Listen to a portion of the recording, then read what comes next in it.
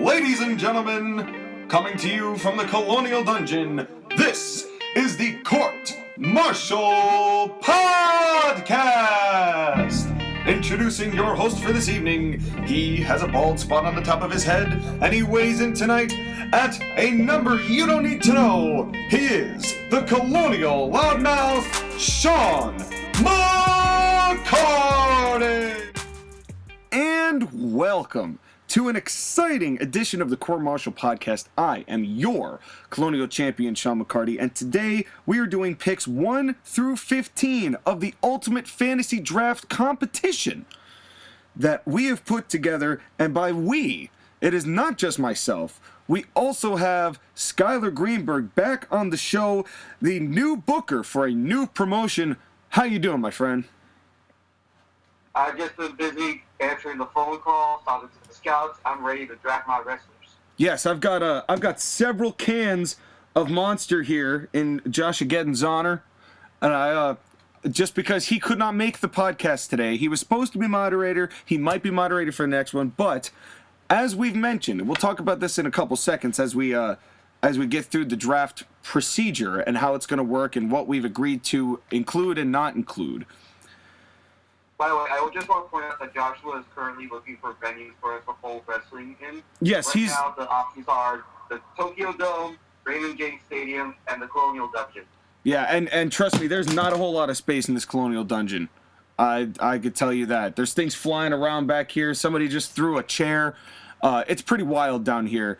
So I'm going to hope that we can... in the closet. We're waiting for him to come out. I'm going to hope that Raymond James Stadium is going to be big and open enough and accepting enough to where they'll be able to allow him into the building and we can just do him there. But in any event, let's move on. And let's first introduce each other's companies, because the way this worked was that we have spent about, I don't know, the last 2 weeks or so, thereabouts, devising a ultimate draft. So what we're going to do is we have chosen anybody and everybody. There are no limits to who you can draft as far as what companies they are and who they're with. The only limitation is they have to be wrestling now. And I'm going to admit, Josh Agedden took a little liberties with those, but I will accept his because he's the Joker throwing curveballs into this whole situation. But we have been spending this time devising these up so we both have companies. So we're going to do a little description of what our companies are about and what we want them to be. Then we'll explain the draft rules. Then we're going to get this going. Sound good to you, sir? I'm ready to go. Then introduce to us, if you will, what your promotion, your brand new wrestling promotion is all about. I give to you, the ladies and folks of pro wrestling and sports entertainment, we are bringing the sports back. I give to you the National Wrestling League, which prides itself on wins and losses having meaning. Pro wrestling, at its core, is a competition to determine who is the best in the grappling arts. The NWL will look to focus on the sports competition by highlighting a ranking system. Only the best will survive and become champions. And not a ranking system like AEW where it's like, here's all our rankings, but no one's getting over because we're not pushing people. But here's our rankings. Yeah, because we have 5 people that we're going to highlight. No. This is going to be better. Better than AEW. Better than anything out there right now. And by the way, Sky, I think it's safe to say that we are both in agreement that our shows will be better than the current products. Is that a fair statement? Depends on how much I drink. That's fair. It depends on how stressful booking with the egos in play that I plan to hire goes. But well, they say that drinking and drugs made the attitude era so great, so maybe we have to drink and drive. But tell that to Herb Abrams. And oh. Too soon. But anyway, anything else you want to add about NWL? Any policy changes that you would like to do, like anything in ring that you're going to do differently? So with my company, I have a spreadsheet explanation that I will be giving to you and we will publish, explaining the basic rules and structure of the company. But the basic premise of NWL is that there will be 10 wrestlers ranked, everyone else will remain unranked, and the goal is to become the #1 contender and face the champion. Right. I'm going to reveal for now. Okay. So then we come over to my show, the proverbial SmackDown to Skyler's Raw, or the Raw to Skyler's SmackDown, whichever one you pleasure. But we do not like making comparisons to the WWE because we're looking to be better than the WWE. And I also hate that. Anytime there's a company other than WWE, they can't keep WWE out of their mouth in one way or another. AEW does it, WCW did it, TNA did it. I hate it. Just be you. Is that so much to ask? Well, New Japan does do it. And look, and they're doing pretty darn well for themselves, if I do say so myself, even though WWE guts them for talent and then decides that they don't want a Japanese wrestler. But we will get to New Japan. But now, my company. I debated a long time what I was going to name this because you had already revealed to me prior to this moment, Sky, what you wanted the NWL to be.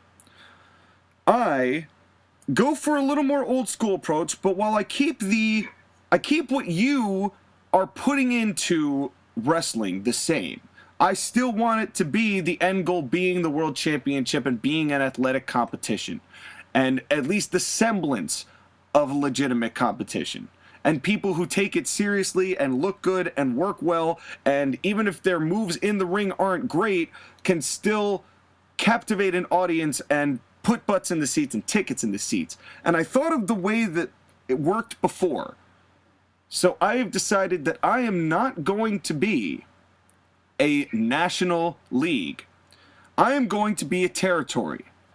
And my territory is called Atlantic Coast Pro Wrestling, ACPW. And we're going to run up and down the Atlantic Coast, and that's pretty much it. And we might do some stuff inland, and we might not, but it's not going to be this massive, we're going to go all around the country and tour for everybody and get a network deal with Pop TV. We're going to be specifically going on a specific portion of the country.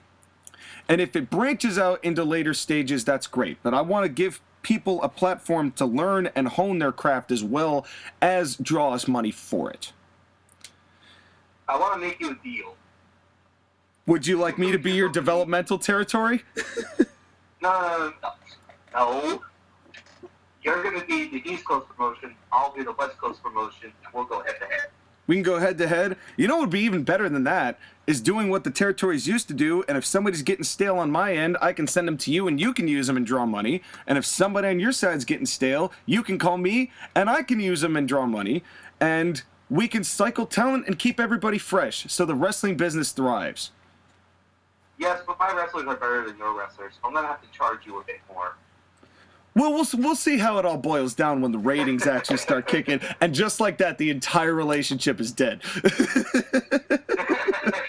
In that one moment, that was friendship, and then just burned bridge. So now, the things I want to just mention some specifics I want to do with this company. First of all, I want to try some things, some old tactics, if you will. I'm going to try, and it may not be successful, but I'm going to try to bring back the over-the-top rope disqualification. Are you aware of this rule, Skyler? I've heard of it, but I haven't seen it. Okay. The over-the-top disqualification rule is simple.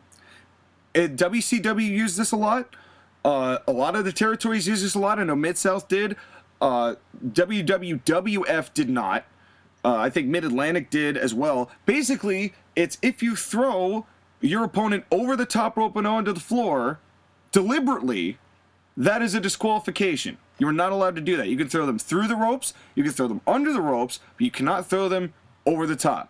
Now, you could still springboard and do jumps and all that. That's still allowed, but you cannot toss somebody straight over the top rope. And we're also not going to be doing any springboard dives outside either. Unless we can do Asai moonsaults. We can do Asai moonsaults, right? If you go through the ropes and then do an Asai moonsault or something like that, you still can do that. You can still go off the top rope. of the actual, like, but you can't springboard with the ropes out to the outside, because that would technically be a disqualification. We're going to try and bring some rules back. I'm going real old school here. And there's other things too, and we'll get into those. Like I said, I don't want to throw all of my eggs at the wall before we have a chance to actually hatch some into chicks. And we could all use some chicks right now. But I'm going to leave that behind. And let's talk about this draft. So, before we get to the rules, let's explain who got the first pick. The first pick was won technically by Skyler, because we mentioned this in the Money in the Bank podcast, which, by the way, side note, I want to thank everybody who tuned in to that Money in the Bank podcast. That is up to date. Our most viewed video was that Money in the Bank review. So you broke ground, Skyler. Give yourself a pat on the back. It proves that I'm the draw of this show. Well, numbers don't lie. I'm just going to say that. Numbers do not lie. And that's no knock on Josh again. And he could have been drawing too had he been here, and he could have gotten a good rub. But just like Vickett, he no-shows anything. He loses his money. He still wins titles, but he never shows up. I don't get it. But anyway, so we did the Money in the Bank review, and we did a predictions that Skyler won. But Skyler has deferred the first pick, so he will pick next week for pick 16. He will get the first pick. But for this day, I'm getting pick numero uno. And this is the way it's going to work. Obviously, it's going to be back and forth. Myself, Sky, myself, Sky, myself, Sky. We're going to draft. We can draft either singles man, or we can draft tag teams. But you cannot draft full factions. So if you had, let's say, for example, the Spirit Squad. Let's say you wanted to draft the Spirit Squad. You could only draft Kenny and Johnny, or Kenny and Mitch, or Kenny and Mikey, or Kenny and Nikki, also known as Dolph Ziggler.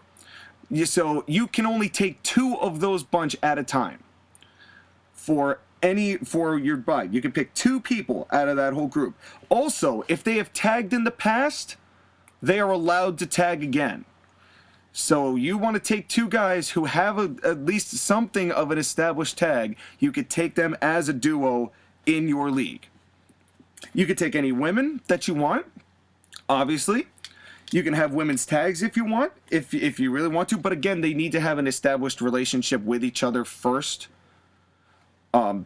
So meaning, let's say, for example, you wanted to draft Asuka and Charlotte. You could draft those 2 individually, but if you wanted to make them a tag team, you'd have to do that after you draft them individually, right? You can't make up tag teams to draft. Does that make sense? Makes sense. And we are going to choose from any company. If they exist, they're fair game. And on picks 5, picks 10, and pick 15, we will get Josh Agedin's picks for who we have. And it is going to be quite interesting to see how this all unfolds. So, anything you want to say to the public before we get this going? We do want to also clarify with tag teams that when you are drafting them, you are specifically drafting them as a tag team. Correct. So let's say I draft the Bar and I get Cesaro and Sheamus. I can only use them, at least for the first show that we're doing this, as a tag team. Right. If I book them as a singles wrestler, I have to do that later. Or just don't be lazy and actually just lead them to breaking up later. Because that's fun. Also, another thing, we are defining active wrestlers as people who have wrestled in the last 6 months. More or less. At least within the last 6 months to a year. Right. So if they got injured in the past year or something, then, they can't. And if that includes, by the way, wrestling. And now, when it comes to managers, I am going to allow us to kind of free-range pick, supplemental draft, if you will, after these picks are done, managers, if we want to have them. So we do not have to draft Paul Heyman, right? You could add that afterwards. And if there is a discrepancy, right? Let's say that Skyler wants managers and I want managers. I'm going to allow managers to work both shows because they're managers. Are you cool with that? They're like the talent we definitely share. Right, like, I'm sure you and me would like to share, I don't know, share a Paul Heyman or an MVP type. Right, and that's only if we want to incorporate them in. And it's very possible that neither Skyler or I, based on our booking style, will pick the same managers. But if we do, we do. We're not as worried about that. We don't need to worry about commentary. But I do want to kind of mention who you'd want on commentary. And I guess we'll do that kind of later on. We'll do little middle stuff, and we'll pause in between the drafts. So with that said, I have blabbered on way too long. It is time to get drafting. Are you ready to draft Mr. Greenberg? I have my big board up, but you have the first pick. I do have the first pick, don't I? And it's not that I didn't know that. It's just I wanted to get your hopes up before I come and crush them. But there's really only one man I could possibly draft at number 1. I didn't want to take him this quick, but I feel I have to grab him before he's taken. My first pick is undoubtedly MJF. Wait, who? MJF. Ah. And that's exactly why I picked him first. He is the best thing going in pro wrestling today. There is no doubt that he had to be the guy that I picked. I had other options, I had other ideas, but I knew that he was going to be the hottest pick of the litter. And not to say that there aren't tremendous picks coming up, but I had to get the fire started quickly. Can you put it out, Mr. Greenberg? It is your pick. I want to point out that MJF was number 4 on my big board. Ah, there you go. He was a high pick. Yes, he's very he's a hot commodity, without a doubt. But that means that you didn't pick my number 1, who I'm going to go with right now. And with the second pick in the 2020 Wrestling Fantasy Draft, the National Wrestling League selects Drew McIntyre. That's funny. He was the first name I wrote on my sheet. And I thought you were going to pick him number 1. I was so worried. You know, I almost did pick Drew, but I have to. My reasoning is, if you have the best heels in the game, they make the best baby faces in the game. We'll see about that. We'll see. We'll have to see. And I will admit, it was a great first pick. It was a great first pick. Drew, solid choice. He was high on my list because he is really a hot command. Not just because he's WWE champion. His work speaks for itself. He's a talent. He's so amazing. Yeah. He's probably the best thing in wrestling right now. I would say he's the babyface best equivalent in that respect. But then we go on. How are you going to respond to this? How am I? Well, the interesting thing about my Atlantic Coast Pro Wrestling is that we're going to be kind of layering our show. So, like, you're going to get some stuff at the beginning, but there's a lot of stuff we're going to kind of keep back, and we're going to hold it behind, and then we're going to slow release it onto you. But in order to do that, you need to have different aspects of your show. So as much as I need a top drawing heel like MJF, I also need a top drawing tag team. And it is with the second pick that Atlantic Coast Pro Wrestling selects the Revival. Also known as the Revolt, also known as FTR. Solid pick. They were my 5th tag team.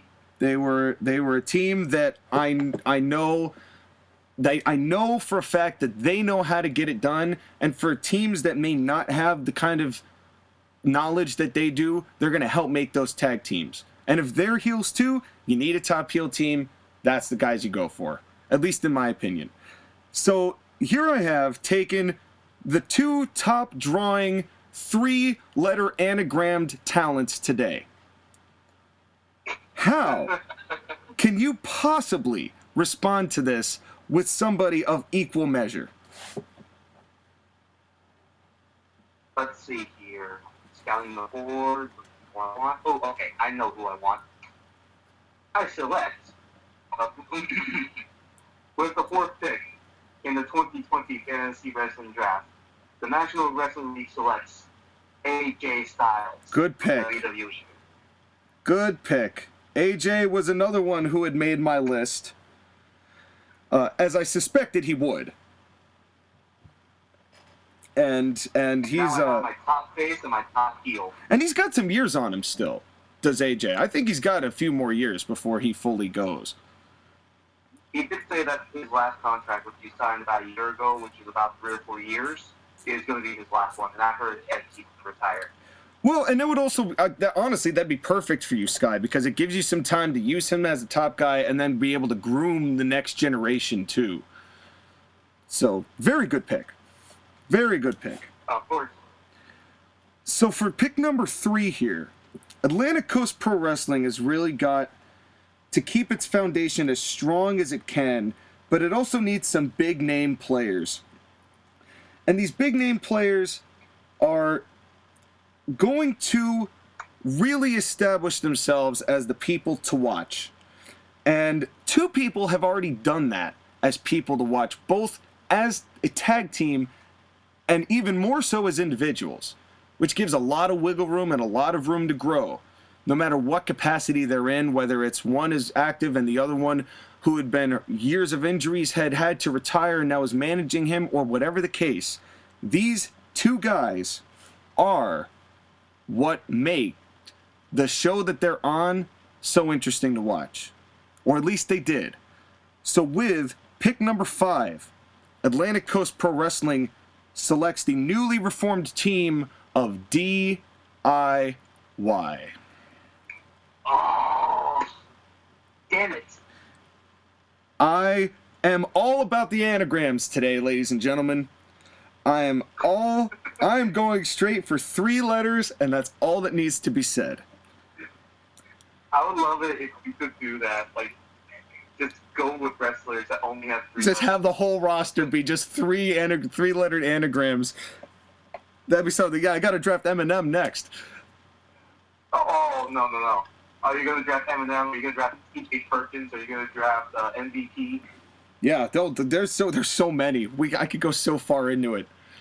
But Well, while you draft another tag team, I'm going to continue focusing on my single stars.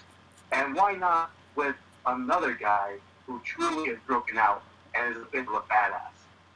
So the National Wrestling League selects the 3rd pick from AEW, Jon Moxley. Jon Moxley going for the rebel rouser attitude. I think he's a good choice. I need to get some toughness in my group, and he's going to bring it. I think he could. He definitely has that demeanor of I'm not afraid to kick the crap out of you at any given time. And it's good stuff. But as good as that is, what if there was better stuff? And that's what I'm working for here. And a lot of what I've got layered on here is really based on what I viewed them, if they were presented properly, to be. So a lot of this is potential based, if that makes sense. So with pick number 4, and I know this is a kind of a high pick for this man, but I feel like this man is truly worth it because of what I've seen of him already from his work in Lucha Underground, what I've seen from him as far as the stuff he really took seriously in Impact, and the stuff I know that he is going to bring to the table in Atlantic Coast Pro Wrestling. Because with the pick number 4, I select Brian Cage. Ah, that's a great pick. Brian Cage, to me, was good in Lucha Underground, got really good working with Impact, and now it's time for me to have a go at him. That's a solid pick. Thank you, Solid sir. pick. Now, you added a couple of tag teams, and I realized I need to start getting some tag teams too. So, with the 4th pick, the National Wrestling League selects from the WWE, the New Day, Kofi Kingston, and Big E. Kofi and Big E. All right, good selection. All right, good choice. And of course, those 2 have a legacy already as far as what they've been able to bring to the table. They have more juice in them. Former WWE champion in the mix. Most popular tag team in wrestling that there is. That as of right now, yes. Until my stars get over, but yeah. Yeah, they're Shut up. Well, you shouldn't be telling me to shut up. You should be telling Josh Ageddon to shut up, because it's time for our roulette. Josh Ageddon's spoilers. And I'm going to tell you, he messaged these to me earlier, and I'm not going to lie to you, Sky. He really screwed you over with these. But that's Josh Ageddon for you. But it's okay, because I made him watch Great Khali and John Cena last week. So I'm sure this is revenge. So yes, he's gonna pin it on you that I made him watch a bad. Well, it wasn't that bad of a match. Anyway, your first. What are you picking? Well, we'll start with my first surprise pick. My first surprise pick, and I was told specifically I have to read the parentheses after this. ACPW has no choice but to select somebody who's next. You know who's next? Yes, you do. No. Yes, you do. It's Goldberg. So wait, hold on. Is that for me or for you? That's for me. Okay, good. I didn't want him. He selected Goldberg for me specifically so Skyler can't have him to bury him. Not that you would have chosen him. I would have been real surprised. But you may not... don't get relieved yet, because for Skyler's number 5th pick for the National Wrestling League, he has chosen the midget wrestler who wrestled with Jerry Lawler in the 1995 Survivor Series, King Queasy. I had to say the exact same thing. Wait, hold on. Is that an active wrestler? I told you that Josh Ageddon had taken liberties here. Okay, hold on. Time out. At least Goldberg wrestled a match in the last 6 months. Is that even legal? Oh, trust me, he's got ones for me too. That. Oh, what was his name again? King Queasy? King Queasy. I guess it's just one of the midgets on the Survivor Series. Little person, excuse me. 2020, you can't say that. 2020, can't say that. I've said worse on this show. I've said way worse on this show. He was one of the 4 dinks that Jerry Lawler had, or he was one of the 3 kings that was with Jerry the King Lawler against Doink the Clown in the 1995 Survivor Series. Oh my god, I can see it on YouTube. Oh my god. What the fuck? So. Oh. Wait, hold on, he's dead, isn't he? That would be unfortunate. Wait, hold on.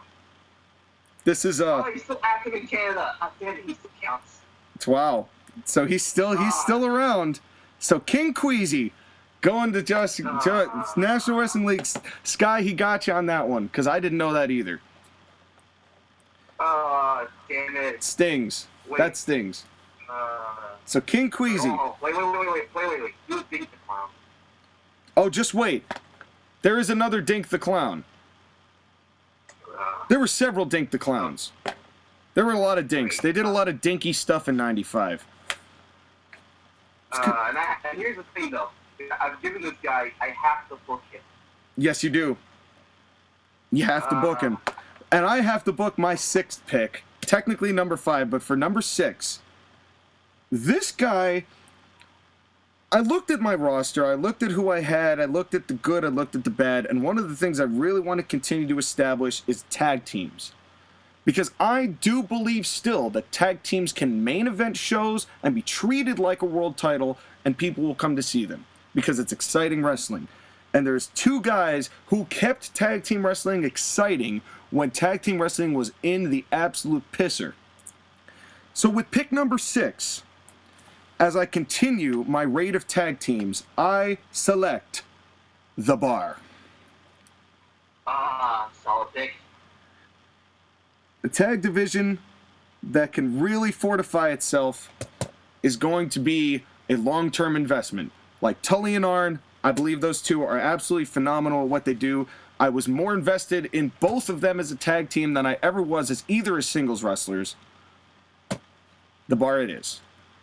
How does thou respond, Mr. National Wrestling League? I guess I have to take another tag team because I can't be falling behind on that. I want to beef up my main event a bit more. This is the challenge that we face because I'm in the position of reacting to whatever Sean thinks. And unfortunately, that's what you got. But then again, I have to do the same thing to you tomorrow, next week. You get the same thing. Agreed. And the reason why I wanted to do this is that I want to be able to react to your picks. I want to see what you can do. Well, we can make a whole lot of difference when re-strategizing. Exactly. Okay. You got it? So I'm going to select someone who hasn't wrestled in a while. I think he's still a great wrestler, and he's proven in the past that he's an main-event wrestler, and he's going to be for my company. So I select from WWE, Roman Reigns. Ooh, good pick. Good pick. I had him on my list. He was definitely one of those guys I would have really liked to have had, because he's better than his booking has made him out to be. And I knew you were going to pick him soon, because I knew that you weren't going to bring more tag teams, at least for a little bit. Well, see, you say that, but I'm looking at this list here, and I really need a team. You know, DIY are technical masterpieces, but I really need a team that not only has the technical ability, but also has truly come into their own, especially in the last 4 or 5 years, especially in their time that they've worked developing with the people that have been around them. And I liked their previous work prior to them arriving at the bigger stage. I've really liked them together when they've been wearing armbands, and I really am going to like them on my roster. So with the 7th pick, Atlantic Coast Pro Wrestling chooses Redragon, also known as Bobby Fish and Kyle O'Reilly from the Undisputed Era. Fuck. Damn it. 2 incredible talents, know how to get it done. There hasn't been a match of theirs I haven't liked.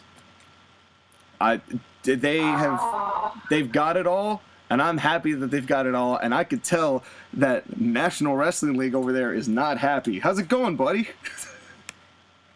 I'm not happy because I wanted Redragon. I figured you might.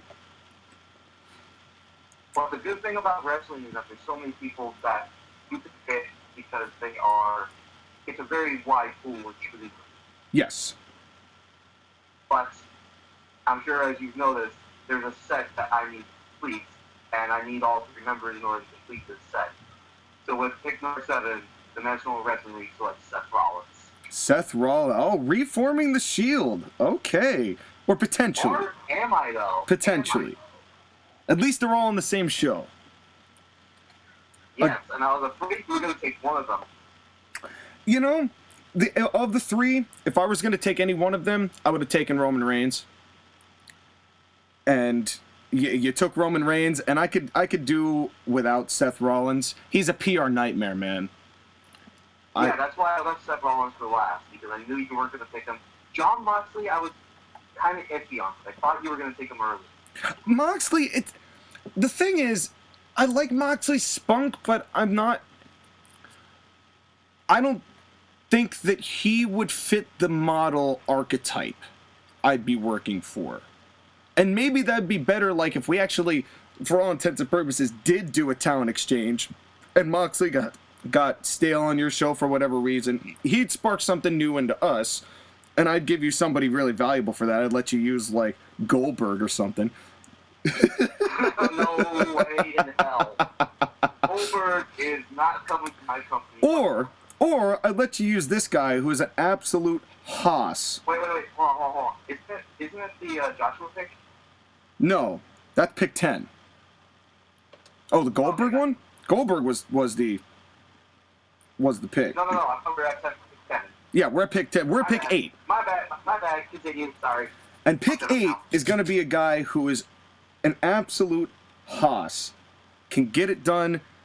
Big, dominating guy. One of those few guys who can go toe-to-toe with a guy like Brian Cage and look even more intimidating than that. And put with the right manager, this guy has got money printed on him.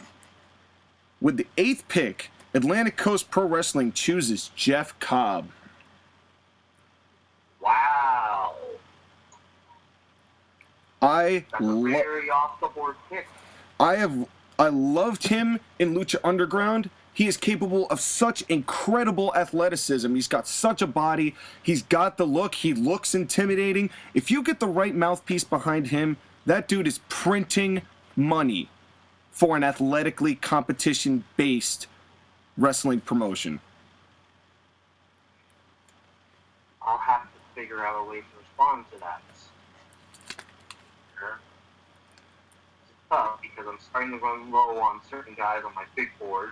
If you've taken some of them. Well, I figured I might. But I'm going to have to pick a tag team. Yes. And one tag team that has truly had some fantastic battles, the New Day, and they will do it again. I select the Usos. The Usos, okay. The New Day and the Usos, once again, coming to blows. And they always do knock it out of the park. I will give it them. That Hell in a Cell match they had was tremendous. If there's nothing wrong with it, don't change it. Exactly. And so we're really starting to fill out our rosters here, even just with 8 guys. Well, eight picks, I should say. But I'm looking at this list. I've got 4 tag teams, I've got 4 individuals, and 1 Goldberg. And what I need now, because I've got some top guys, I want to work just a little bit more on the middle card and the lower card. And so, I am going to shock the world with this pick. Pick number 9, for those of you who have heard me in any capacity, know that I have been very critical of certain individuals who I don't think to be very good at what they do, but if given the right direction, I think they could work. Because I'm all about making something work. And so, with pick number 9, Atlantic Coast Pro Wrestling selects Orange Cassidy. Ooh. I know, and I said this was going to shock the world, but there is something about Orange Cassidy that I like. And it's not what we've seen from Orange Cassidy. And I will explain this as I present my show. But Orange Cassidy does fit into the greater plan as old school, and as much as people call him disrespectful to old school, or at least a certain podcaster we know does. But I truly believe that there is something to be made out of Orange Cassidy, and damn it, I believe I can do it. To challenge myself, I've selected Orange Cassidy. How do you respond? So far, we've taken a lot of single stars and taken a lot of tag teams, but no women. True. Hey, everybody. So, turns out we lost a little bit of audio, but National Wrestling League, in this particular moment that you're hearing me talk, had chosen Charlotte Flair, and we started yelling about the natural selection. Yeah, everything about Charlotte I like except the natural selection. That's the only thing that I really could not care for with them is that. It's just, it doesn't look convincing. But she is tremendous. No. She's tremendous. And speaking of tremendous, with a good mid-card, you need foils for your mid-card. You need people who can really help establish and get people over as they ascend either to the top or can at least hold that middle part strong with good quality work. And when it talks about good quality work, I'm going to pick a guy who we have not really seen do anything since leaving NXT, which can be said for any number of wrestlers. But this one particularly, I think WWE especially did dirty. And I am not going to allow this man to get done dirty. But I can't pick him yet because it's pick number 10. Oh, the tease. And so, unfortunately, instead, and this is and again, like I said, Josh again took some liberties here, so he's taken some blasts from the past. And we're gonna have to live with those blasts from the past, whether they're active or not. Because for my 10th pick, he has given me Glenn Jacobs Diesel. Huh?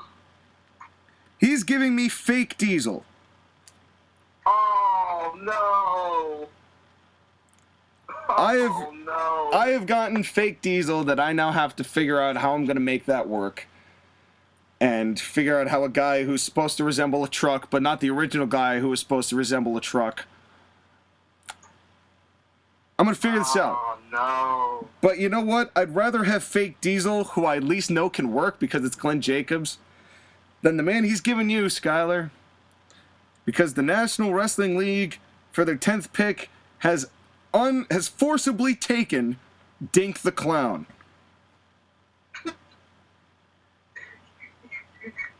He's given you another little person, so at least you could book a match against them. Wait, hold on. You gave me, are you just going to give me everyone from that match? No, he didn't. No, he did not.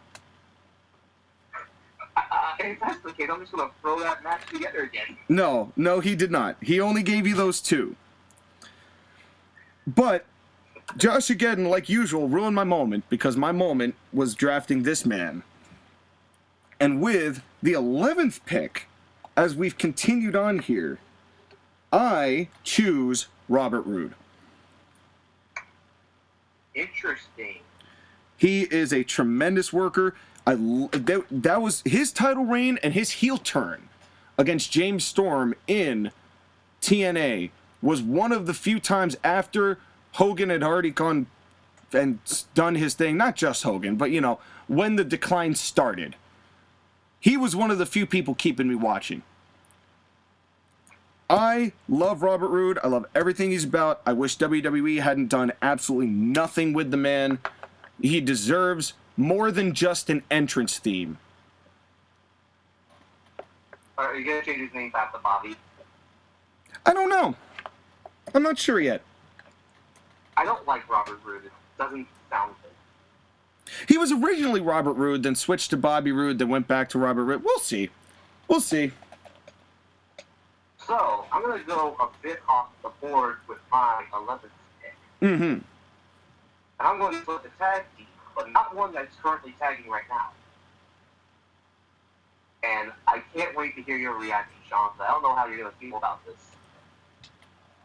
Let's hear it. So I select from AEW and New Japan Pro Wrestling, Kenny Omega and Kota Ibushi, the Golden Lovers. Okay. Ooh. I will accept that pick. I am a little, I will admit though, I'm a little disappointed because another guy that I've been a very big detractor of that I was going to draft was Kenny Omega. And since it doesn't matter now, can I reveal what I would have... I want to point out, it is a crime that Kota Ibushi did not win the New Japan Pro Wrestling World Championship. I don't catch up as much with New Japan, but I believe you. I believe it. Yeah, I do not care for Naito. Suck it, Joshua. Again, this is not my fight. This is not my fight. I believe both of you. I'm staying out of this one. Fair enough. But I will say, because it doesn't matter now, with Omega, do you mind if I tell you what I would have done with him? What would you have done? Omega would have been an underneath guy for me. But this is why. I like the idea that he thinks he's an artist. And he's thinking that the whole thing is just an art and just a big performance. And he wants to be the big dramatic guy and like being super dramatic. And then having these big dudes just beat the piss out of him. Until he finally like wakes up and finally turns it on that like I can do this with, you know, the more serious I get, the more he wins. So the more Priesty prancing and the pointing and the fingers and the jazz hands, the more he develops and the more he works, the less he does it. And the less he does it, the more intense he gets. And the more intense he gets, the more steam he rolls. And then he can kind of incorporate all that exciting offense into what he's already got, which would eventually lead him into a good mid-card heel or maybe even a world champion role. But it has to start with what he actually believes. And that would have been captivating enough, at least at first, seeing him get the piss beaten out of him because he was so overly dramatic with his hand motions and his flagellation. But I'm stop with the draft for a second. I want to ask you a question. Okay, we're still in the draft, but there's no draft clock. Do you think that Kenny Omega is the main event, sir? I think Kenny Omega has not been built adequately enough to be main event territory in AEW. I think AEW, one of their biggest flaws, in my opinion, was that they started all the storylines in the middle like we were all supposed to know who these people were, and they didn't cater to a casual audience and establish who they were and why people should care on a level of television that people couldn't grasp and embrace. They started it like everybody should already know that Kenny Omega is the greatest wrestler in the world, and then they kind of just did really nothing to develop his character any further than that. And like it required you to watch Being the Elite in order to know what's going on. Right, and that's kind of the problem I had. It's like you can't start a brand new company and then start the storylines in the middle where nobody knows the prerequisites. So, no, I don't believe Kenny Omega is a main event talent, but that's not his fault. Not that I think that I don't love him in the main event anyway, but I think it's more the way AEW has set up who he is that keeps him from that spot. As you said at the Money in Bank review, it's not the player, it's the game. Exactly. It's the best attitude to have. Don't hate the wrestlers unless they're deliberately hurting people or don't know their own strength and cut somebody open on the steel steps. I don't know who I could be talking about. Pick number 12. Pick number 12, I've already gotten quite a good amount of tag teams. I've got 4 on the list. I've gotten some curves. I've gotten some mid-cards. But I think I want to continue on with my tag teaming because I really want tag teams to be featured as prominently as possible. And so, it is with that in mind that my 12th pick comes from the NWA. It is Outlaw Incorporated, Eddie Kingston, and Homicide. Ooh. Homicide, I always liked, even when he was doing X Division stuff in TNA and when he was with LAX with Hernandez. And just in the time that I've watched NWA, Eddie Kingston can talk his ass off, man. He knows how... his promos and his skills in promos are money. And that is why they've made this list. And so high on this list in this week 1. Let's see here. I need to look around my draft board. I'm not sure who I want next. There's still plenty of people out there. True, but I want to diversify my roster. Don't want to just continue picking the same team. I understand. You need diversity.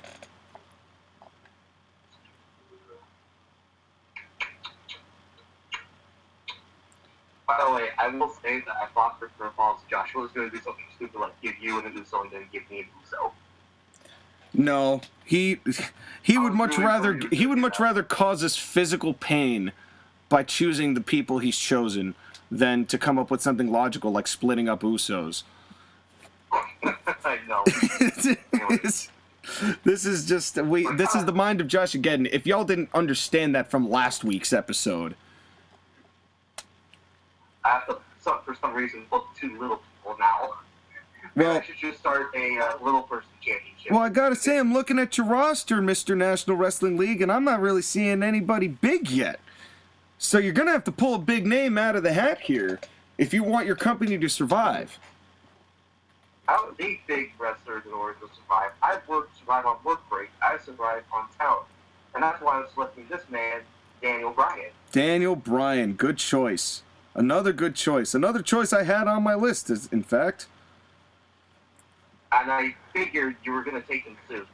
It was only a matter of time. You know, he was going to be in my top 15. I will give you that.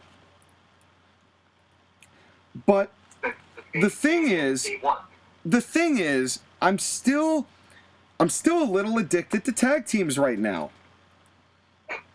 And the way that tag teams work for me is that we've got, how many here? We got 1, 2, 3, 4, 5, and that's already a pretty decent roster. But if we want some long-term stuff, I want some tag teams to be on par with singles talent.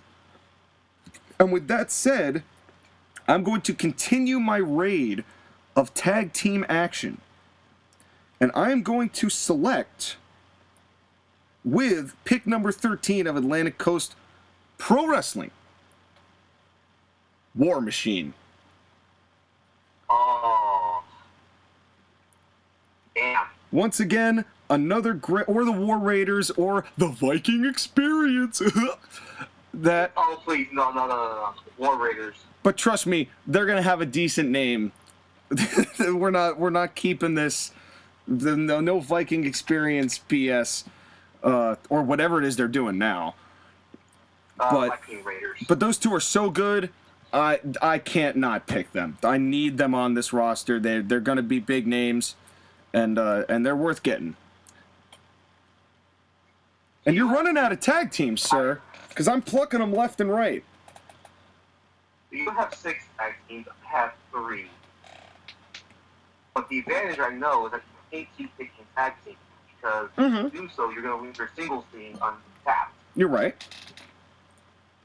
And that's why I'm going to continue picking singles wrestlers.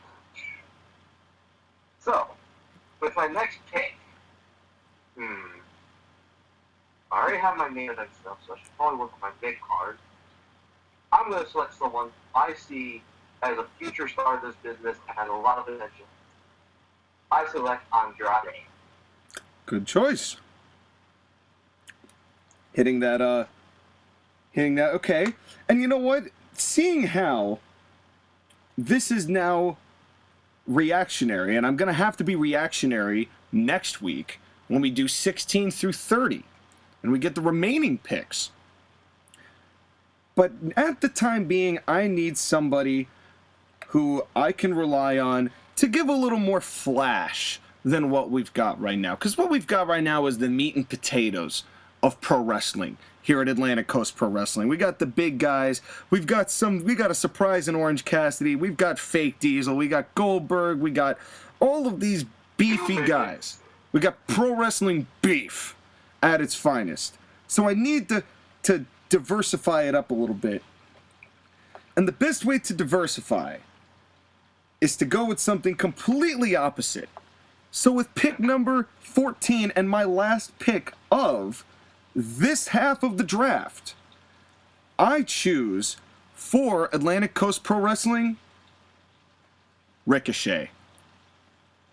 Oh, he was going for next pick. Damn it. Oh. But I'm putting it back in a mask. All that hurt. All that hurts. I am putting him back in a mask, and that is how you react to a reaction. When a reactive pick is exactly what stabs you right in the feels, the way that Atlantic Coast Pro Wrestling stabs all the competition, metaphorically speaking, of course. So, National Wrestling League, you have one more pick here on this draft. Who do you select? My heart is shattered. I figured you might have your heart set on a man who has that much ability and athleticism as Ricochet. And him and Andrade were supposed to feud with each other. Damn it. Well, that's a shame. That's a shame that you couldn't have that happen. And that's why you don't build feuds until you know what you got. And so what do you got? But there is a wrestler I do want. I'm not sure how you feel about this, but I'm bringing out an old fossil. I'm bringing out a guy who just came out of retirement, who truly is a star. He may be a rated R superstar. I think I see where you're going with this. That was another great pick. He was also on my list. However, my personal opinion was he had a time window. And that time window was small. Got a time window. But you got a time window, and we're going to see what happens. But still, you can get a lot of people over with the time window that he's got. And you need that to get people established. And I will give you credit. That was a very good pick. So, it is Josh Ageddon's time, and we got to end with Josh Ageddon. Now, for the sake of some intrigue, next week, we will start pick 16 with Josh Ageddon's pick. and then we will continue selecting. So he will get pick 16, he will get pick 21, and he will get pick 20, or he will get pick 16, 21, and 26 instead of 5, 10, and 15. And then so we can finalize this ourselves, and we can finish our rosters ourselves. But today, we're going to be heartbroken because I've been told I have to keep this gimmick, and I have no choice but to keep this gimmick. But at the end of the day, this guy handed me a golden turd that I'm going to polish back off and just make into a piece of gold. And that is Shorty G. Oh, no. No. Josh again gave me Chad Gable, so I have to put him in basketball trunks. I can make that work. I can make that work. You have to keep the name? You have to keep the name and the gimmick? I have to keep the name and the gimmick. And you have to keep the name and the gimmick as well. Even though this guy's like 80. But National Wrestling League is bringing the sports back into sports entertainment. Your pick number 15 with evening gown attire is Pat Patterson.